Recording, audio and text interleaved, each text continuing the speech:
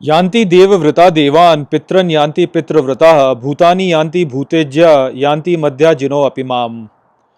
नमस्कार मित्रों। ये जो श्लोक है भगवद गीता के 9वें अध्याय का 25वां श्लोक है, जिसे हम आज गहराई से समझेंगे। तो आइए सबसे पहले इसके अर्थ को समझते हैं। तो जो श्लोक है वो कहता है, यान्ति देवव्रता देवान्, अर्थात प्राप्त करते हैं देवव्रत करने वाले देवों को। पितरन यान्ति पितृव्रता, अर्थात पितरों को प्राप्त करते हैं पितृव्रत करने वाले। भूतानि यान्ति भूतेज्या, अर्थात भूतों को पाते हैं भूतों को पूजने वाले। यान्ति मध्या जिनो अपि माम, अर्थात मुझे पूजने वाले निश्चित ही प्राप्त करते हैं मुझे। तो श्री कृष्ण यहाँ पर अर्जुन से कह रहे हैं कि वो लोग जो कि देवों की पूजा करते हैं, देवों के लिए व्रत करते हैं, वह देवों को प्राप्त होते हैं। जो पितरों के लिए व्रत करते हैं वह पितरों को प्राप्त होते हैं। जो भूतों को पूजते हैं वह भूतों को प्राप्त होते हैं। और जो व्यक्ति मुझे पूजता है वह निश्चित ही मुझे प्राप्त करता है। तो जो मूल संदेश यहाँ पर है श्री कृष्ण का वो यही है कि जिस भी इकाई की ओर हम श्रद्धा से अपना अर्पण करते हैं और जिस भी इकाई को हम पूजते हैं, हम उसी को प्राप्त कर लेते हैं। अर्थात हमारे मन में जो विचार होते हैं वो विचार ही वास्तव में हमें बना देते हैं, वही हमें परिभाषित करते हैं। जो भी विचार हमारे भीतर होगा, जो कि हमारे ध्यान का केंद्र होगा, उसी के द्वारा वास्तव में हम परिभाषित हो जाते हैं।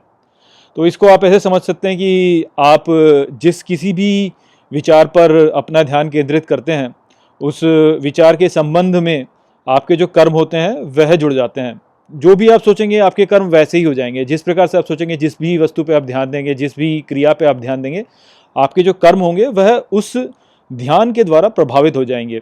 और आपके जो कर्म होते हैं, जब आप अपने कर्मों को बार बार दोहराएंगे तो उनसे आपके संस्कार निर्मित होते हैं। एक ही कर्म को यदि बार बार किया जाए तो उससे हमारे संस्कार बन जाते हैं और हमारे संस्कार ही वास्तव में हमें परिभाषित करते हैं कि हम कौन हैं। तो इस प्रकार से हमारे जो विचार होते हैं वह हमारे संस्कारों को बनाते हैं और उसी से हमारा व्यक्तित्व बनता है और उसी से हमारी फिर पहचान बन जाती है, वही हम बन जाते हैं।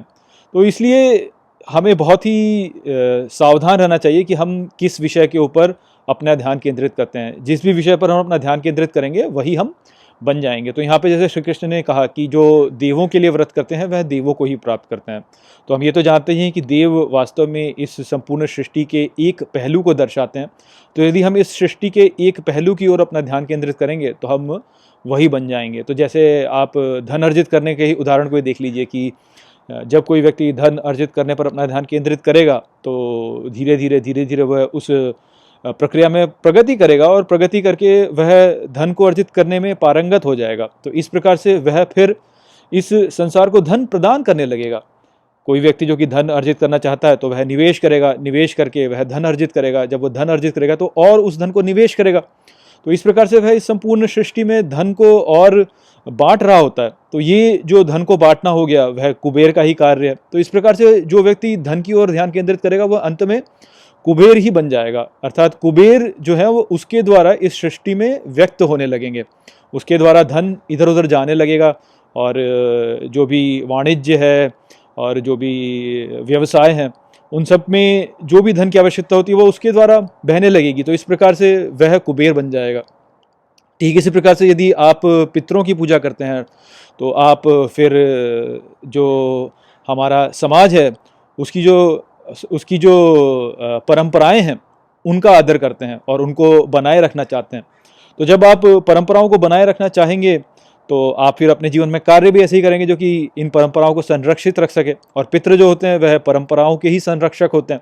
तो इस प्रकार से आप भी फिर परंपराओं के ही संरक्षक हो जाएंगे और भविष्य की जो पीढ़ियां होंगी वह आपको भी पितरों के रूप में देखेगी, तो आप फिर पितृ ही बन जाएंगे।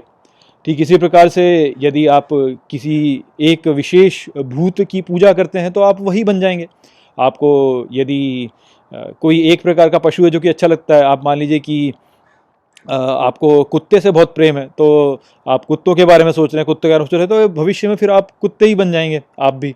या आप किसी भी और ऐसे जीव प्राणी या किसी भी भूत से यदि आप प्रेम करते हैं तो अंत में आप फिर उसी का रूप धारण कर लेंगे और वहीं आप पहुंच जाएंगे। तो इस प्रकार से जब हम किसी भी विषय के बारे में सोचते हैं और उसके बारे में बहुत बहुत बहुत सोचते हैं और उसी पर ध्यान केंद्रित करते हैं, तो हम फिर वही रूप धारण कर लेते हैं।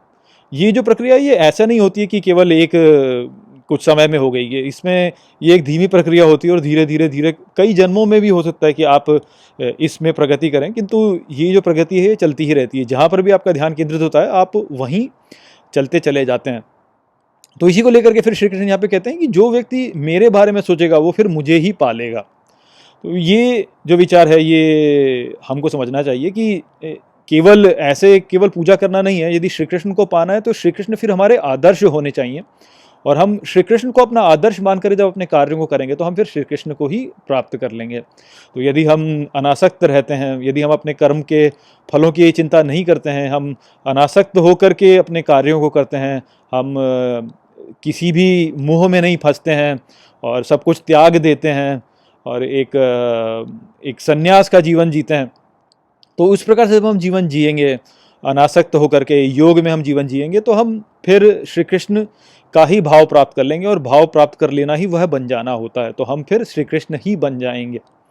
तो ये बात यहाँ पर श्री कृष्ण ने बताई कि किस प्रकार से जो भी आपका विचार होता है, जिस पर आप ध्यान केंद्रित करते हैं, उसी को आप प्राप्त कर लेते हैं। तो आपको बहुत ही सावधान रहना चाहिए कि आपको क्या बनना है भविष्य में, उसी पर फिर आप ध्यान केंद्रित कीजिए। और श्री कृष्ण को यदि आप प्राप्त कर लिया तो वह तो सबसे ऊंची प्राप्ति है, क्योंकि वही वासुदेव हैं, वह सबसे बड़े देव हैं। तो इस संपूर्ण सृष्टि में चल रहे इस यज्ञ के अध्यक्ष वही हैं। तो यदि हम उनके भाव को पाते हैं, हम उन्हें पा लेते हैं, तो वही उपलब्धि सर्वोच्च उपलब्धि है। बाकी सारी उपलब्धियां जो हैं वह उनसे निम्नतर हैं।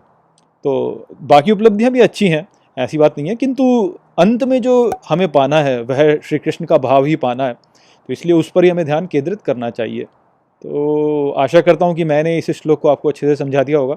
चलिए इसी के साथ इस वीडियो को यहीं पर समाप्त करते हैं। नमस्ते।